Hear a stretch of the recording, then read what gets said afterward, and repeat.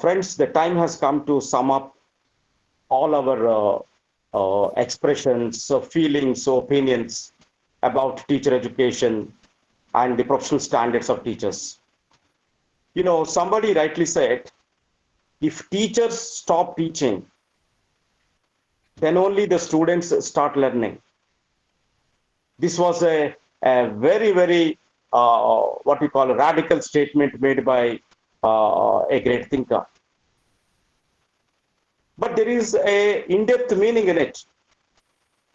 If the teaching is only restricted to the transformation of what is given in the textbook to the learner, therefore you are developing a contrived, confined learning situations and controlling the mind, conditioned mind. But the purpose of education is not to condition the mind, rather to make the mind free and allow the learner to think beyond. I think that is the very essence of teaching. And somebody also said the schools, the formal education institutions are killing creativity in schools. And the moment you open up the teaching learning process that's actually happening in schools, you listen so many comments of this kind. So these comments are essentially reaffirming that teaching is not simply a talking. A teaching is an intellectual activity. Teaching is a purposeful activity. And this activity has to be carried out with utmost interest, with the professional competencies and ethical practices. We need to understand the two aspects here. One is, who are the people coming to teaching profession, especially in Indian context? And number two, what is their social status? When we talk about professional standards, we also need to think about the social status of teachers. They are highly expected, but the least paid, which is a common saying in Indian context. Therefore, how to develop that internal motivation of the people who really choose, as Dr. Kishore rightly said, teaching is not a job, but teaching is a mission. A teaching is a vocation. I think that kind of a spirit has to be developed, and the new breed of teachers need to be attracted, and they should be put into the workforce, those who can really bring the teaching quality into the country. Friends, there are three important things that are important. If we want to make learning happen, because teaching is always associated with the learning. If learning is not taking place, probably the teaching and the teacher efforts are not so important in the context that we talk about. So if you want to make learning happen, there are three fundamental things which teachers need to keep in mind. Probably the National Council for Teacher Education, when they are talking about professional standards of teachers, they have taken these three important things into consideration. Number one, if the learning has to happen, the learner has to be engaged into the learning process. So the moment you talk about learner has to be engaged into the learning process, there is an inherent role of a teacher to create that kind of the proactive rather, the classroom situations. And this engagement, not only the cognitive engagement, most of the time we only focus about the creativity or reasoning or problem solving to some extent. But the cognitive engagement is not sufficient for learning.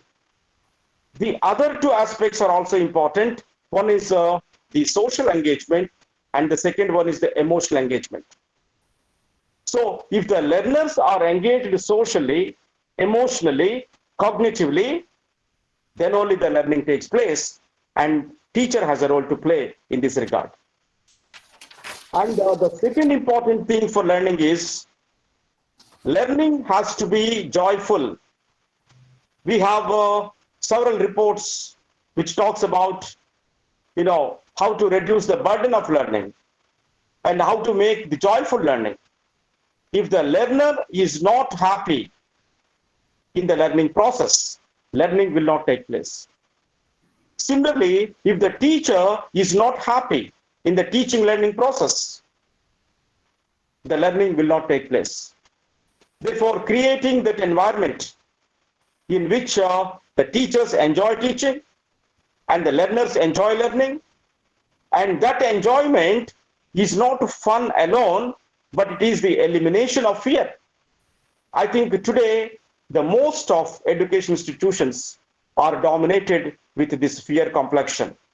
The fear on the part of the teachers, whether they are able to complete their syllabus, meeting the expectations of the institutions, or the fear of the students when meeting the expectations of the parents or the examinations, and so on and so forth.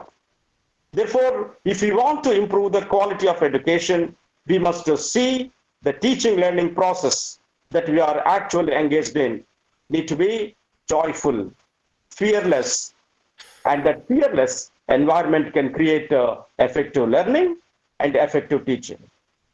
Friends, I also would like to bring to your notice that the fearlessness is the fundamental for our creative thinking. Therefore, the moment you create fear, the creativity stops. Therefore, eliminating fear, creating an environment is something which is very, very important today in this 21st century. And the third important aspect is we must create the empowering learners. The learners need to be empowered. Empowered in the sense, the learner at the end of a day should feel that he has done this, he could understand this. So that kind of feeling has to be generated in the learner, and thereby we are actually developing the lifelong learner. If our learning is not leading to lifelong learning or lifelong learner, the institutions of learning has no meaning. Friends, finally, I would like to say the purpose of any business is to create a customer. If the customers are not created, if the consumers are not created, attracted, probably the purpose of business is lost. Similarly, the purpose of education is to create the learner, create the urge in learners, create that kind of spirit in the learning process. Therefore, the individuals become lifelong learners. Friends, with this, I thank Professor Dorasami for giving such a very elaborative aspects of what teaching should be. And I also thank Dr. Shruti for bringing certain highlights from the curriculum professional standards report of NCTE. And the question Dr. Nasreen asked, how this theory and the practice can be brought into. I think there is no a fixed model that actually we talk about. But what is most important is we need to develop socially sensitive the educators, teachers. How to create socially sensitive and self-respectful teachers. I think this is the greatest challenge that we have it. If our teachers are socially sensitive and they have the sense of social responsibility and they are humane with ethical values and morals and they have a sound knowledge, whether you talk in terms of the content, the pedagogue, technological, and the advancements that are taking place, I think they can create a wonderful the educational systems in the country. And those kind of teachers need to be nurtured, need to be attracted by all the teacher educators. So with this, I once again thank both the panelists and also all the participants for giving their ideas and pointing out how these teacher education programs can be really made meaningful and quality oriented. Thank you so much, sir. Pushpnadham, sir. And over to Dr. Seema.